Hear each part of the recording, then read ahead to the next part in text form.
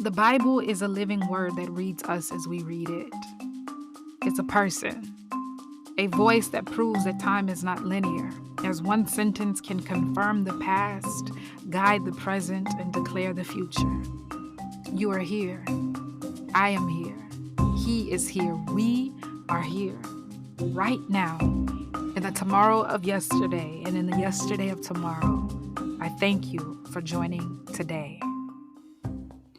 So we're back. Thank you so much for joining once again.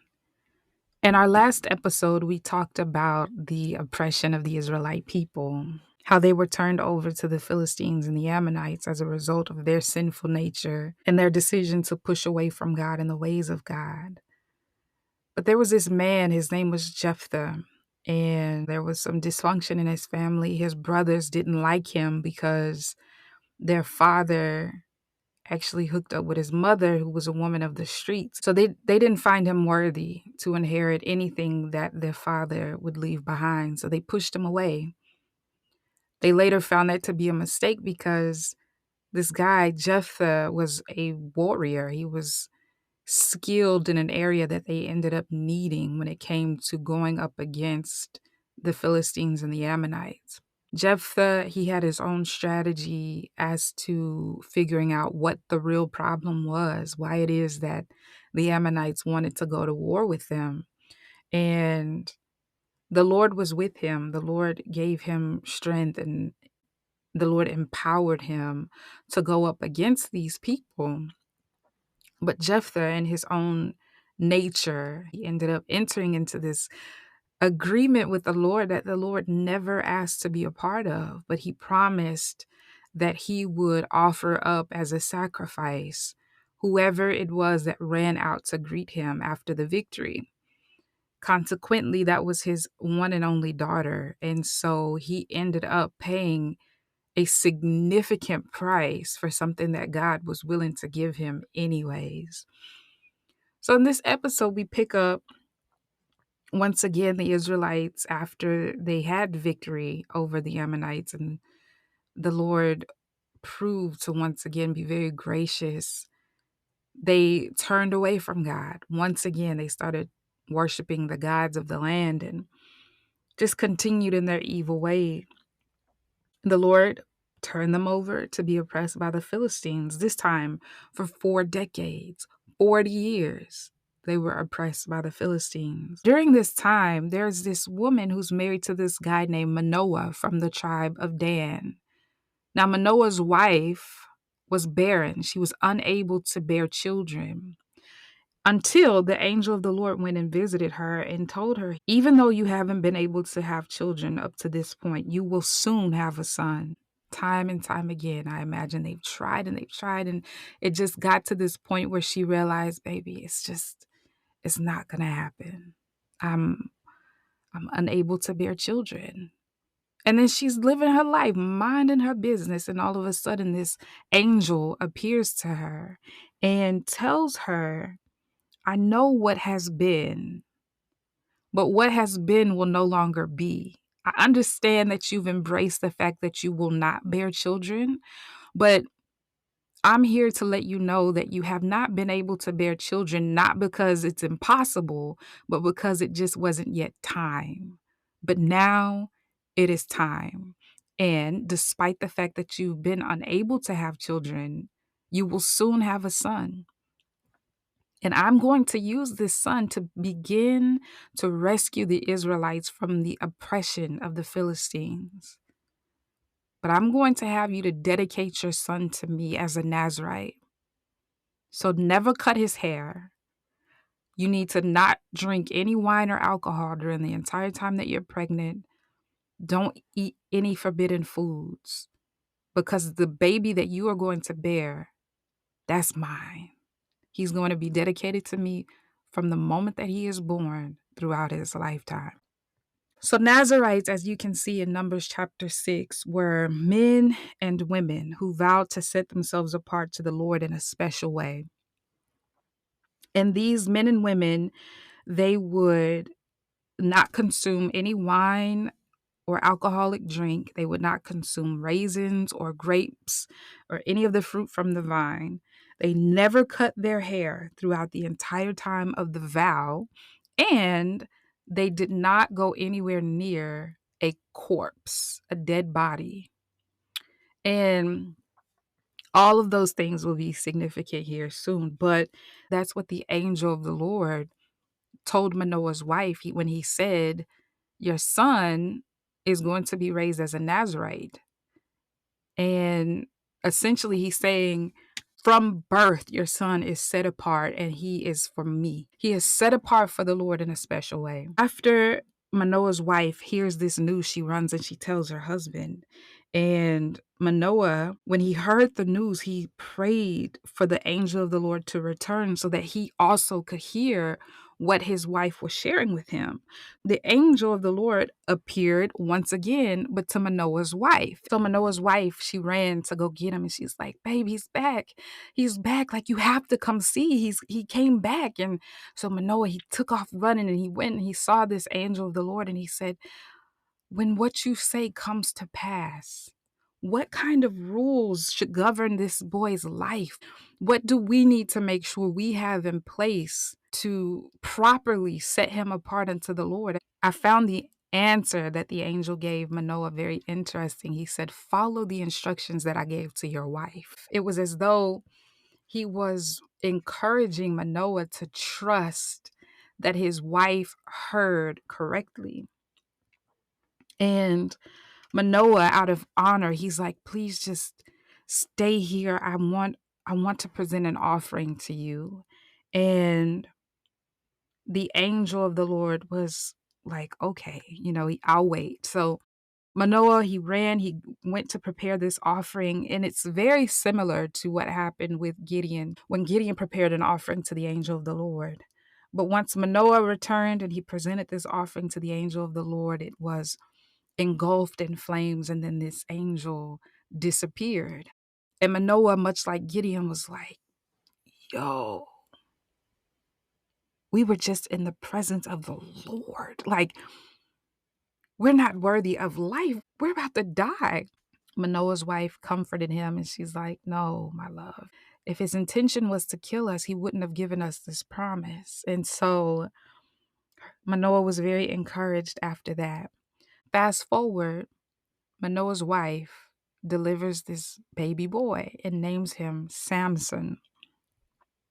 The Lord blessed Samson as he grew, and the Spirit of the Lord really began to stir in Samson. Now, I imagine many of you may think that that looked like Samson spending a lot of time alone and writing hymns and worship songs and being very delicate and always saying, "Oh, yes, ma'am," and "Yes, sir," and all of these other things, because we have this picture of what it looks like when we hear words like the Spirit of the Lord stirred him and that the Lord blessed him as he grew. It looks like something to us, but it could look like something very different to the Lord.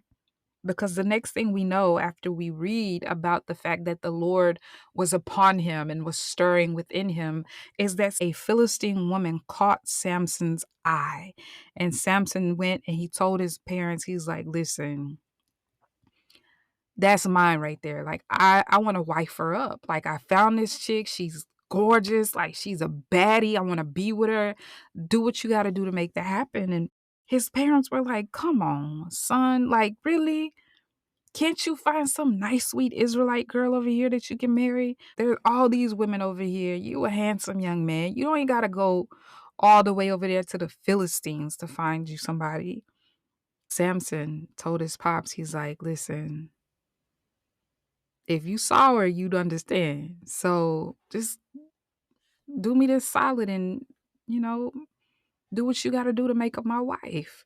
Manoah and his wife still had reservations about the whole situation. Like, man, he has all these Israelite options. We can keep it in the bloodline, and he wants to go over there and hook up with some Philistine. Like, Interestingly enough, the word of God says that Manoah and his wife didn't know that the Lord was behind all of it.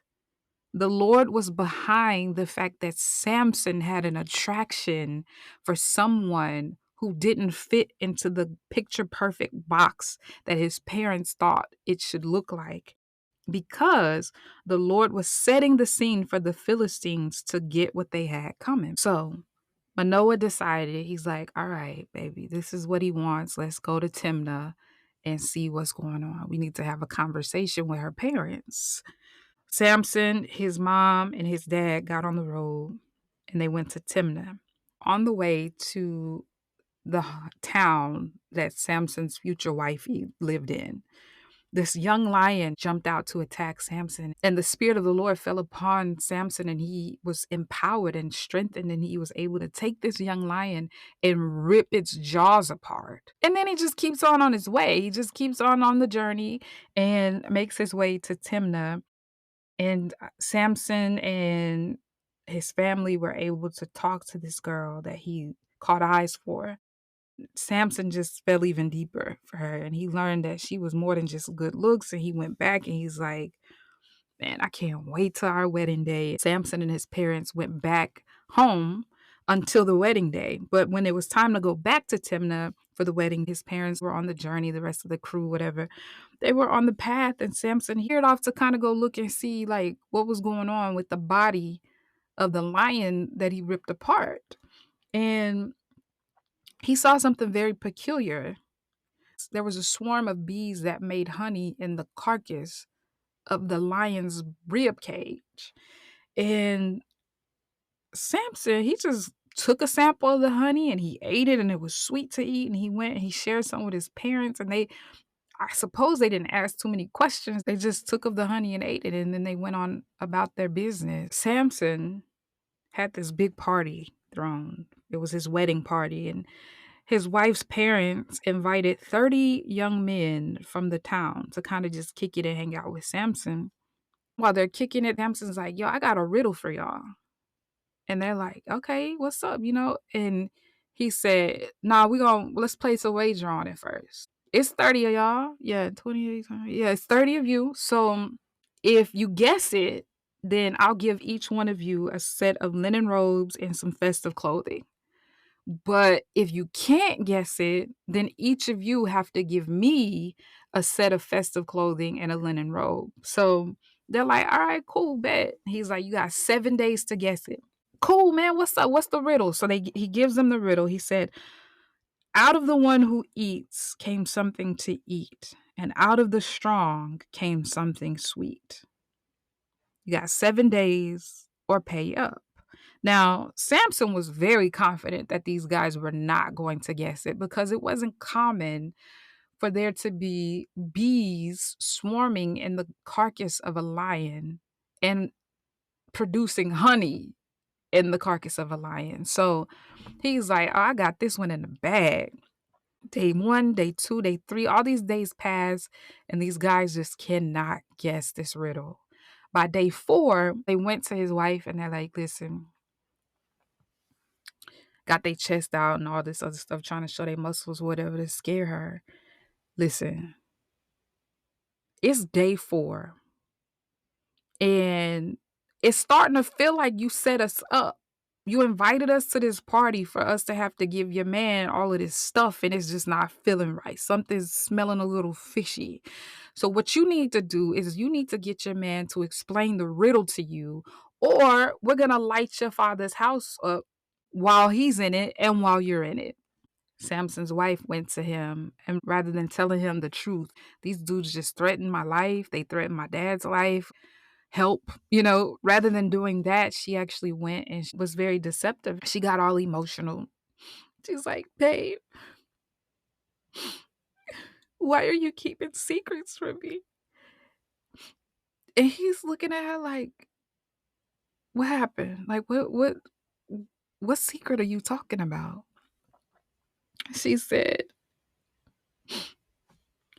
"I don't even know the riddle. Like, why haven't you told me the answer to the riddle?"